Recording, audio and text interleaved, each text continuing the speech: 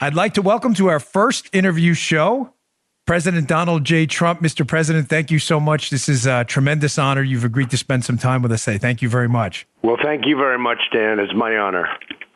And Mr. President, I'd like to quickly just thank you also for supporting new media out there, digital media, podcasts. You've been very savvy on that front, obviously with your use of Twitter. And I really appreciate that. And I know a lot of conservative voices feel the same way, and they've asked me to express that thanks to you as well. Well, thank you. But, I have no choice because the media is so corrupt. I have no choice. It's really not something I'm doing for anybody. I guess I'm doing it for the people to get the word out because the Times and the Washington Post and every network is, as far as I'm concerned, they're corrupt. So we get the word out at least. I don't disagree. And this impeachment fiasco farce disaster going on Capitol Hill seems to be indicative of that. I'd just like to hit this point first. We have, of course, some more testimony going on in the show today because it is a show. And what I find interesting is this was all based on a fake whistleblower complaint about a transcript. Right. You and I can both read. Obviously, you were there. You don't need to read it. I've read the transcript. There is no illicit deal in there. There's no deal at all. And what I find fascinating is the deal that they say you made, Mr. President, keeps changing because it doesn't exist. First, it was for security aid that you delivered. Then It was for a White House meeting that never happened. And then it was for a public statement by the Ukrainian president that they never made. Right. Is this a little ridiculous, or am I reading this wrong? The whole thing is a disgrace to our country. In the meantime, they're not doing any work. We have one of the greatest trade deals ever made, and everybody wants it, including the Democrats. And Nancy Pelosi, it sits at her desk for months, and she hasn't been able to do it, the USMCA, and everybody's going to vote for it. Most Democrats. Our farmers need it. Our manufacturers need it. The auto companies need it, and she doesn't do a thing with it. And this witch hunt is just incredible. We went through the Mueller deal, and that fizzled out when he testified, and frankly, long before he testified, because there was no collusion. But we went through the whole Russia hoax, and that subject probably better than any human being in the world. You and a few other good friends, but that was terrible. And then I had about 3 days of rest, and then I had this thing hit me based on a perfect phone call with a very nice person who I think is going to do a good job. He won on corruption, and he should be looking for corruption. That's how he won the race, as they say it in Ukraine. And he should be, hopefully he'll have backing and he'll be able to do what he has to do because Ukraine has a tremendous reputation for corruption. And I also wanted to know, why isn't Germany and why isn't France and UK and all of these European countries, why aren't they giving? Why is it always the United States that's giving? And it's much more important to them because they're essentially a wall between them and Russia. That's like a big wall. That's the ultimate wall. And they should be helping much more. And instead, it's the United States always the sucker. So it's one of those things. But we help them and we will help them. And I like the new president. And I very much liked and respected that last night he issued a very, very powerful statement that should have ended this witch hunt. And, the witch hunt, which is, as you know, Dan, gone on long before I won the election. Yeah. It was actually long before. And you go back to the insurance policy, just in case I should win. Well, we're in the insurance policy phase right now with all of this nonsense. But so we have it's an interesting time, but we're draining the swamp one by one. You look at Comey, he's gone. You look at McCabe, and you look at all of these people, Strzok and his lover Page, and Brennan, and you look at all of these people. I'll tell you what I'm most looking forward to. I let our great Attorney General handle it, but what I'm most looking forward to is the IG report and the Bull Durham report. That's what I'm most looking forward to, those two things. Bull Durham. I like that's appropriate nickname. John Durham has a great reputation, and I'm sure he's going to do a great job. I'm looking forward to that IG report as well. That leads into my second question here. So we know the collusion hoax was a total fiasco, and it was basically cover for the Democrats' admitted collusion with Russians. And that's not a mystery. They said they used Russian sources to attack you in your campaign. That's not a conspiracy theory. That's their own words. So it's kind of interesting how when the Mueller thing fizzled out just days later, this fake whistleblower complaint appeared. Do you think this is all, again, like the collusion hoax was cover for Democrat collusion with Russians, that this is cover for the Democrat collusion and the Biden collusion with these key Ukrainians, just an effort to flip it onto you? Because this is just out of the blue, this came up. In fact, I remember one of our people walked in. Sir, did you ever have one of the lawyers, White House lawyers, who were doing a very good job? They walked in and they said, sir, did you ever have a conversation with the Ukrainian president? I said, yes, the new Ukrainian president. I actually had 2 conversations with him. We just released the other one today, and you saw that was milquetoast also. I think you probably heard Devin Nunes did a great job, by the way. His opening remarks fantastic. were great. But he just read that into the record because, as you know, Schiff didn't read what I said into the record. He made up a conversation and read that into the record. That was one of the most disgusting things I've ever seen in politics. And if he didn't have immunity, he'd be in jail for what he did. So that's the story. I mean, when you hear about this whistleblower, everyone in Washington knows who it is, by the way. The whistleblower is no great secret.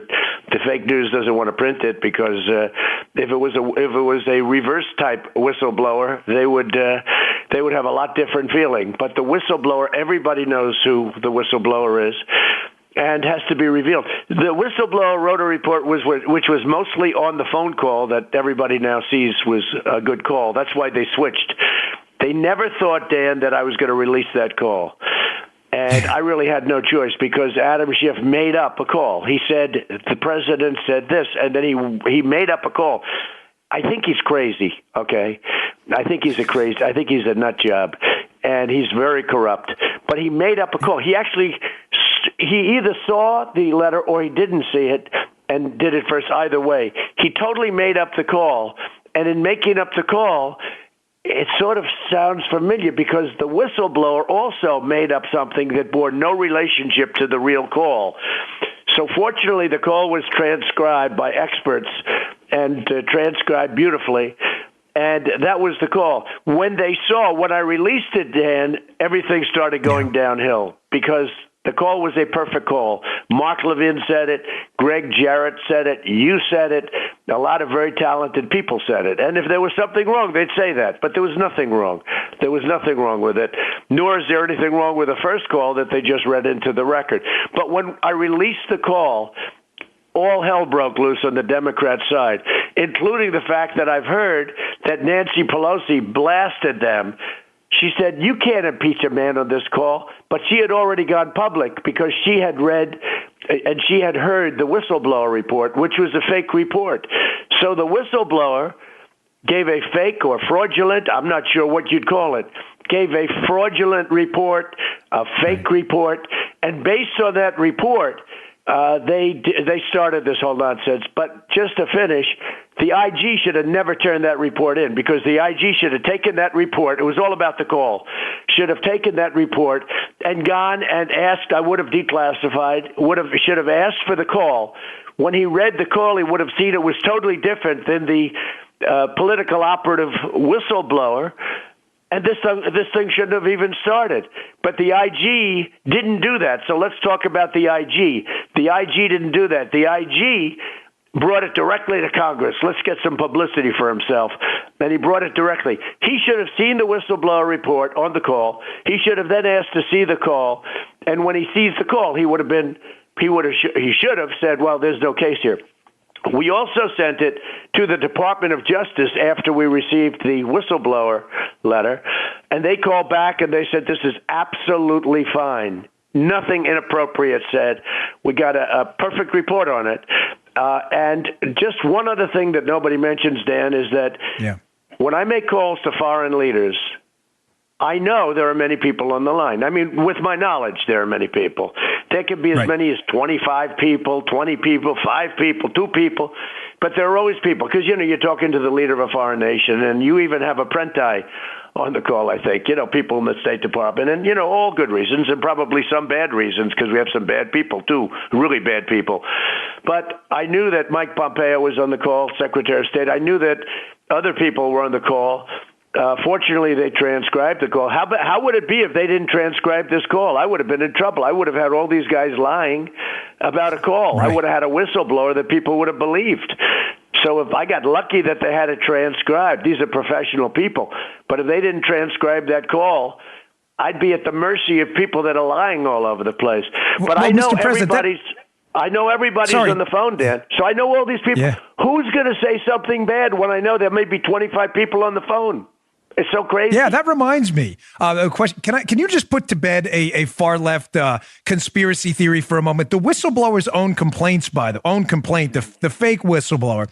Right. In the complaint, the whistleblower acknowledges that it's standard practice for a word-for-word transcript. In other words, what's in the transcript is what you said. Can you put to bed the conspiracy theory Adam Schiff and the Lion Democrats are promoting, that there's some kind of secret transcript out there where you made this deal and it's not in the... This is... I'm embarrassed to have to ask you this. No, there's not. This is the transcribed version. And it's very accurately transcribed. I mean, that's exactly what I remember in the call. Then you had this guy Vindman. He remembers it slightly differently. You know, he shows up in his uniform for the first time ever. You have Vindman. You have all these characters. You know, these are people I never met. I never even met. I never even heard of these people. And they're either never Trumpers. Some were appointed by Obama. Or they could be never Trumpers. You know, look, we took out Bush, we took out Clinton, we took out Obama. So I end up with many, many years of a lot of bad people, thousands and thousands of people. And that's what I inherit. And they don't have the good of the country at hand, unfortunately. But I watched this guy and I heard this guy, and it's not appropriate because, and he did call in, you ought to check this out. As I understand it, he called in because he had suggestions with the call, not strong, and he wrote a letter somewhere. He had some suggestions of the call. They were pretty minor, as I understand it, and they were maybe accepted. You'll have to check that out. But, now he goes like, oh, he didn't agree with the call. But he actually wrote, I think, a letter to the White House counsel with some suggestions for the call. People should get that letter. They're very minor. Well, he should run for president if he has a disagreement with foreign policy. That's how the country works. Good. I'm sure he'd do very well. He'd do about as well as Swalwell does. You know, I watch this guy Swalwell. Yeah. He goes on all the time. I got more votes for president than Eric Swalwell. Than anybody, and he ends up with 0. And then they put him right back on the networks. Even Fox puts him on, which is really a disgrace. But he goes right back on the networks, and they start talking to him like he's a great expert. He got 0. That means he got no votes. That's almost impossible. Yeah. Someone wrote me in once for president, Mr. President, so I got more votes than Swalwell. I'll vote for you over almost, I'll tell you what, you would beat in my book many, many, many of the people currently running. I'll take you any day. Thank you. I'd like to just shift gears quickly. I know I don't want to monopolize your time here, but on the economy, your record's been outstanding. We've seen middle income growth, the middle class, in other words, for liberals are having a tough time with this, with their economic conspiracy theories. Middle class income growth has surged, far surpassed Obama. The data's clear. GDP growth has far surpassed Obama. Median middle income is up $5,000 in just 3 years of your presidency. It was only up $1,000 after 8 years of Obama and the failed recovery. So my question is this, given 2020 is around the corner, is there another tax cut in the offing, or are we looking at that? And where do you stand on capital gains indexing? I know there's been some back and forth on that. If we get back the House, we're going to do a very big we've already done one, we did pass the largest tax cut in the history of the country, bigger than Ronald Reagan's tax cut. But if we get back the House, we have to have the House. Otherwise, you can't get anything through Pelosi. For one thing, she doesn't work. She doesn't do anything. She can't even get the USMCA bill passed, okay? And every Democrat wants it. The Democrats, the Republicans, it's on her desk for 3 months, and she hasn't done anything on it. She can't get that. She's too interested in impeachment, although she looks very bad right now. I was going to say before, she was very angry when she read my phone call. She was given false information when she started this whole impeachment thing, and she is not happy about it right now because she's getting hammered. The economy is doing phenomenally well. We're going to, and that's despite the fact that we have a Federal Reserve, don't forget, that has interest rates that are too high. And Obama had 0 interest rates. So we're much higher. He was at 9.75 for 8 years. We're at 5,000, but when you add the tax benefit, it's 2,500. And then you add the regulation benefit, because I've gotten rid of more regulations than any president in history by far. Even if they were there for 8 years or in one case more, we've gotten more than any other president. When you add that, that's another $2,000 now. So we're actually around $10,000 as opposed to $975, and our $10,000 is for 2.5 years, a little more than 2.5 years. That's a big difference. And for President Bush, it was $400 for 8 years. Is there any chance of resurrecting the indexing and capital gains, the inflation tax? Well, a lot of people like indexing, and it's a short-term boost, but it makes life very, very complicated for people. You have to go out and get appraisers every time you do something, every time you breathe. A lot of people do like it. A lot of Republicans like it. It is a complex process for people. It's very difficult. It's something we're looking at. It's a tremendous initial boost. I could do something that would be pretty amazing but I want to do the right thing. We are looking at it as a possibility. It has its tremendous assets and it's got some liabilities, Dan. Understood. Mr. President, you eliminated the disastrous individual mandate for Obamacare, which was excellent. Any talk after 2020, if there is hopefully a successful reelect, of eliminating the other provisions of Obamacare, community rating, guaranteed issue, and maybe replacing them with more market-friendly solutions, health savings accounts, income support for low-income folks? There's still, unfortunately, some remnants of Obamacare left that are distorting the market. Well, what we've done by getting rid of the individual mandate, that's where you pay not to have insurance. You pay a lot of money for the privilege of not having to overpay for insurance. It's a very... it was the worst provision in Obamacare. It was totally unconstitutional, but it escaped that. It escaped it, and one of those things. But we got rid of the most important aspect of Obamacare. And frankly, if John McCain had raised his hand, Obamacare would be gone. What we have done in that very famous vote after campaigning for 8 years to get rid of Obamacare, remember, repeal and replace was his campaign. And then when he finally had a chance to repeal and replace at 2 o'clock in the morning, he says, thumbs down, but that's okay. It may work out just as well because we got rid of the individual mandate, which is such a big deal. It's really the essence of Obamacare. And then we've done something. I had a choice: run it really well and do that, knowing that some of the benefit inures to Obama, and that's the right thing to do, or run it really badly and have people go crazy about how bad Obamacare is. And Secretary Azar and Seema and all his people over there have done an unbelievable job of running it. And we've made it okay. We've made it acceptable. It's horrible, by the way, but we've made it very acceptable. Sometimes you'll hear people say it's not bad. That's because of getting rid of the individual mandate. Somebody said, call it Trump care, fix it up a little bit more and do it. But what we're going to do is, because we've really done a good job of management of it, it's a disaster. But what we're going to do is, if we get the House back, we are going to have a much better version of Obamacare that's cheaper and, just a much better version, but also much less expensive.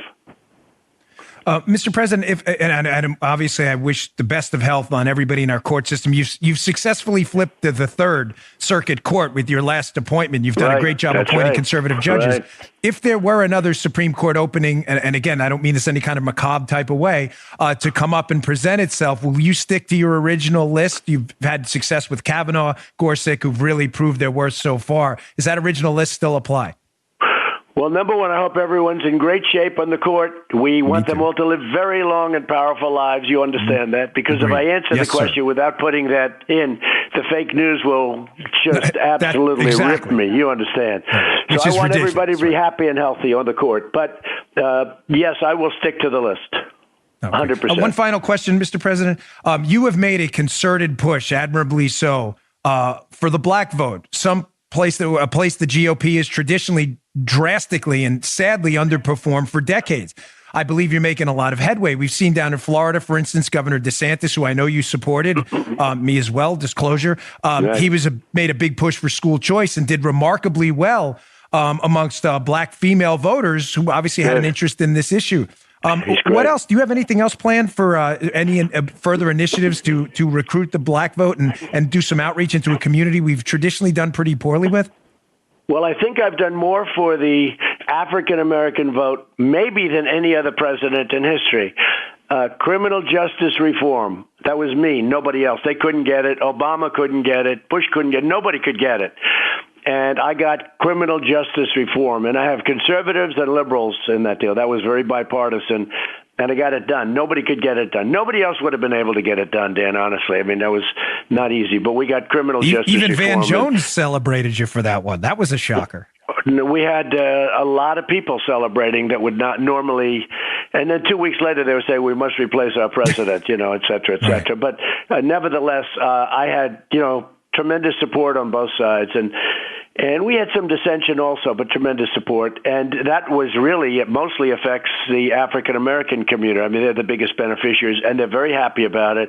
The other thing we've done with Tim Scott and some others is opportunity zones. It's the hottest thing there is in real estate, practically. It's incredible how well. You're going to see that. Billions of dollars is being put into locations that would not be invested in at all, locations that were abandoned. And you'll see what's going on in Detroit and all over the country. We have thousands of opportunity zones. It's a big thing. And a lot of money. Now, part of that is because the economy is so good. We have the best economy probably that we've ever had in history. So if it's all about the economy, stupid, they call them, I guess that was a Clinton quote. It's all about the economy, stupid. If that's James the Carville, case, right? I guess I have to win because we have the best economy that we've ever had in the history of our country. And the other thing, as you know, is unemployment numbers for Black, Hispanic, Asian, but the unemployment numbers for the African Americans it's the best ever in history by far. We have the lowest unemployment in history. We have the best employment numbers in history for African Americans. So I don't know, when I'm on the debate stage and I rattle those three things off, I would say that, I just don't know how you get beaten. I think we're doing really well with African American. We have tremendous support. Even Kanye West likes us, and Jim Brown, and so many people, Evander Holyfield and Herschel Walker. I mean, we have so many people, and so many people that you don't know, so many people that, the criminal justice reform, Dan, was a very big thing. I think it opened up their eyes. Like Alice Johnson, she was in jail for 22 years for, she did something bad. But it was not that kind of, I think she had another 20 years to serve. And she's a phenomenal woman. And there are many people like that in prison right now. But she was in there for 22 years and for making a telephone call. And drugs were involved, but, it was really disproportionate. So we have many people like that. But it helps the African-American, as you know, it helps the African-American community far more so than any other community, and Hispanic community too. And getting criminal justice reform passed was a very big thing. So I think people appreciate it. Yeah. Mr. President, thank you so much for your time. It's really been an honor to have you here on the Dan Bongino Show. I deeply appreciate it.